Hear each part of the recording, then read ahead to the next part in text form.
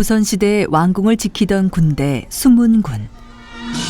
덕수궁의 수문장 교대 의식은 일상에서 매일 마주칠 수 있는 역사의 한 장면이다. 도심 한복판에서 만나는 살아있는 역사.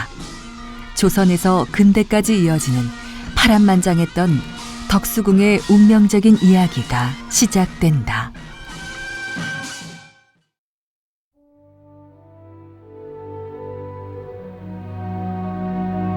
덕수궁의 역사는 418년 전으로 거슬러 올라간다.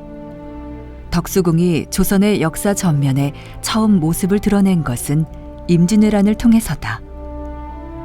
1592년 조선을 침략한 일본군에 밀려 한양을 내주었던 조선의 14대 임금 선조.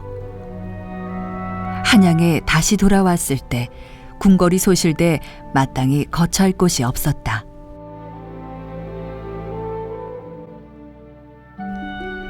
결국 성종의 형 월산대군의 개인 저택을 임시 궁궐로 사용하게 됐고, 이후 옛 임금님이 거처했던 집이란 뜻으로 서거당이란 당호를 붙였다.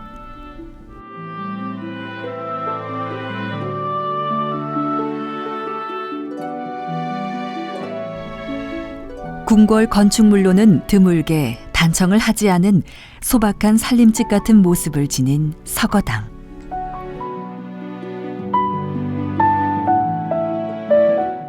이는 임진왜란이라는 조선의 어려운 상황을 잊지 않기 위해 선조가 단청을 하지 말라고 했기 때문이다.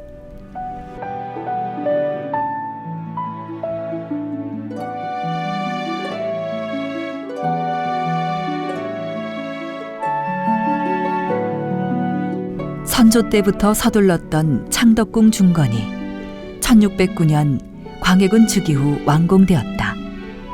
이후 광해군이 창덕궁으로 옮기면서 정릉동 행궁은 정궁으로서의 기능을 상실한다. 하지만 같은 해 정릉동 행궁은 비로소 자신의 이름을 갖게 된다.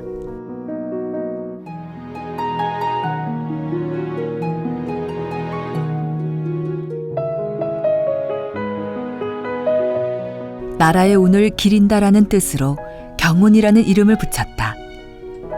임시 행궁처였던 월산대군의 집을 경운궁이라 명명한 것이다.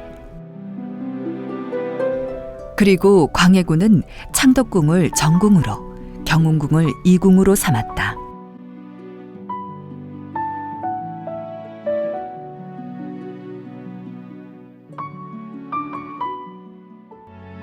(1623년) 인조 반정으로 광해군을 폐위시킨 인조는 즉위식을 경운궁에서 거행했는데, 왕의 즉위가 이루어졌다는 의미를 담고 있는 즉조당이란 명칭은 이때부터 사용되었다. 인조는 경운궁을 원래 주인에게 돌려주고 창덕궁으로 거처를 옮긴다. 조선 중기 파란만장한 역사의 현장이었던 경운궁. 이후 270여 년 동안 궁궐의 역할을 하지 못하고 경운궁은 고종 때부터 다시 모습을 드러낸다. 1895년 명성황후가 시해당하는 의미사변이 일어난다. 이후 러시아 공사관으로 피신했던 고종이 경운궁으로 황궁했고, 의미사변 이후 미뤄왔던 명성황후의 국장이 치러졌다.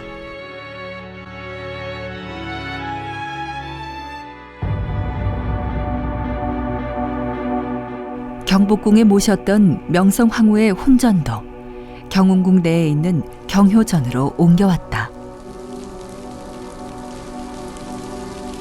근대의 시작을 알리는 격동의 역사에 경운궁이 다시 등장하게 된 것이다.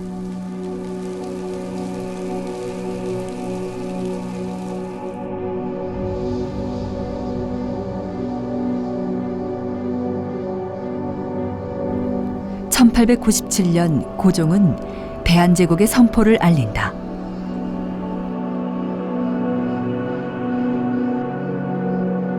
황구단은 황제가 하늘에 제사를 올리는 제단으로, 고종이 황제 즉위식과 제사를 지낼 수 있도록 단을 만들어 조성한 단지다. 황구단은 대한제국의 상징이었다.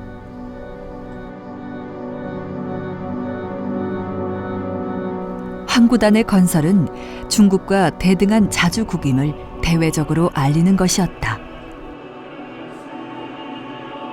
하지만 러일 전쟁에서 승리한 일본은 점점 조선을 압박하게 되고 결국 만국평화회의에 밀사를 파견했다는 이유로 고종을 강제로 폐위시킨다. 한일 강제 병합 후 고종은 덕수궁 함령 전에 유폐되었다. 그러면서 궁궐의 이름을 경운에서 덕을 누리며 오래 살라는 뜻의 덕수로 바뀌었으니 왕조의 운명과 함께 경운궁의 이름이 바뀌게 된 것이다. 1919년 1월 12일 고종 황제가 덕수궁 함령전에서 승하한다. 고종의 죽음이 일제의 독살이라는 소문이 퍼지기 시작하면서 반일 감정은 극에 달했고 결국 그의 3.1운동으로 이어졌다.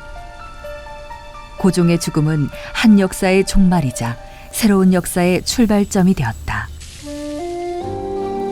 조선과 대한제국의 운명을 묵묵히 지켜본 궁궐.